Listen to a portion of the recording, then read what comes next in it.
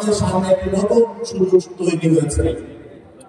আমাদের নতুন সুযোগ তৈরি হয়েছে, নতুন ভাবে যে গুরুত্ব সুযোগ তৈরি হয়েছে।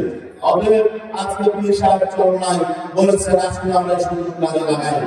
এই সুযোগ কাজে লাগাতে হলে সকল ইসলামপন্থী শক্তিকে এক হতে হবে, ইসলামপন্থী দেশপ্রেমিক জনগণকে ঐক্যবদ্ধ হতে হবে। এর জন্য আমরা চাই আগামীতে যাতে যারা দেশকে ভালোবাসে, ইসলামকে ভালোবাসে, যারা মানবতাকে ভালোবাসে, সবাই আগামী নির্বাচনে আমরা ঐক্যবদ্ধ হয়ে দেশের পক্ষে, জনগণের পক্ষে একটি সরকার কায়েম করতে পারি।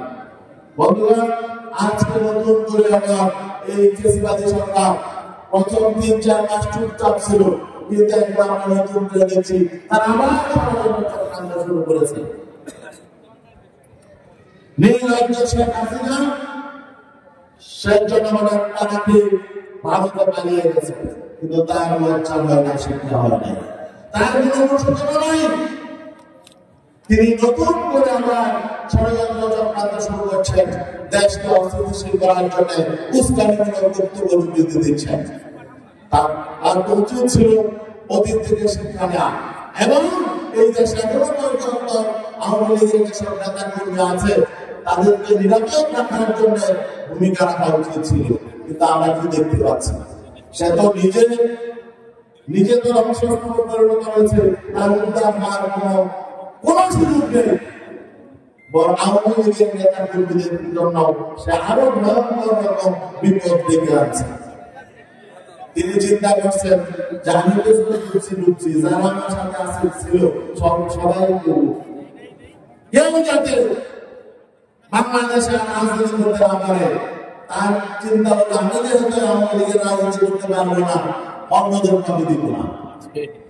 এই জন্য তিনি এমন সব কর্মকাণ্ড করছেন যে এই দলটাও আর কোনোদিন মাথা করে অসলা করে দাঁড়াতে পারবে না।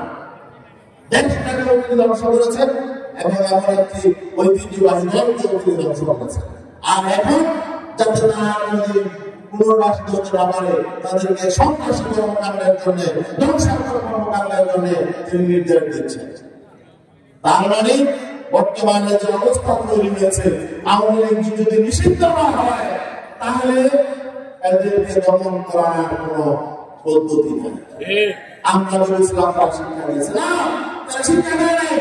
এখন তারা রাষ্ট্রের জন্য বিপদ হয়ে দাঁড়িয়েছে। এখন যারা তাদেরকে নিষিদ্ধের জন্য এতদিন কথা বলে নাই, তারা এখন বলা শুরু করেছে তারা নিষিদ্ধ না হলে দেশে শান্তি প্রতিষ্ঠা পাবে না এবং আওয়ামী লীগকে নিষিদ্ধ না করে আগামীতে সঠিক নির্বাচন করা সম্ভব না।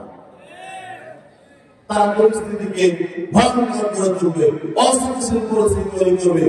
আর ভারত আবার বলছে আমাদের সাথে ভালো সম্পর্ক চায়, আমাদের শত্রুদেরকে আশ্রয় দিয়ে, আমাদের বিরুদ্ধে উস্কানি দিয়ে তারা কি করে বাংলাদেশের সাথে ভালো সম্পর্ক চায় আমরা বুঝি না। ভারত যদি আমাদের সাথে ভালো সম্পর্ক চাইতো তাহলে বাংলাদেশের শত্রু, বাংলাদেশের খুনি অপরাধীদেরকে তারা নিজেদের দেশে আশ্রয় দিত না, আশ্রয় দিচ্ছে, আবার তাদেরকে সেখানে বসে উস্কানি দেওয়ার সুযোগ তারা তৈরি করে দিচ্ছে। ভারত সরাসরি আমাদের রাষ্ট্রের বিরুদ্ধে ষড়যন্ত্র করছে, আমাদের ঐক্যবদ্ধ হতে হবে। আমরা রাজনৈতিকভাবে আমাদের মতভিন্নতা থাকতে পারে, নির্বাচন কেন্দ্রিক হয়তো এক একটা দল এক এক পরিস্থিতি আগাবে, কিন্তু আমরা সকল রাজনৈতিক দল ফেসিবাদ বিরোধী আন্দোলনে যারা মাঠে ময়দানে ছিলাম, আমাদের মধ্যে এক জায়গায় ঐক্যবদ্ধ থাকতে হবে, সেটা হলো এই ফেসিবাদী আওয়ামী লীগ যাতে আবার বাংলাদেশের কোনোদিন পুনর্বাসিত হতে না পারে। আর আগামীতে আপনাদের মধ্যে আহ্বান থাকবে, নির্বাচন কেন্দ্রিক প্রস্তুতি এখন থেকে নিতে হবে। আমাদের এখানে আছেন আমাদের নেতা, কেন্দ্রীয় কুমিল্লা বিভাগীয় সাংগঠনিক সম্পাদক অত্র এলাকার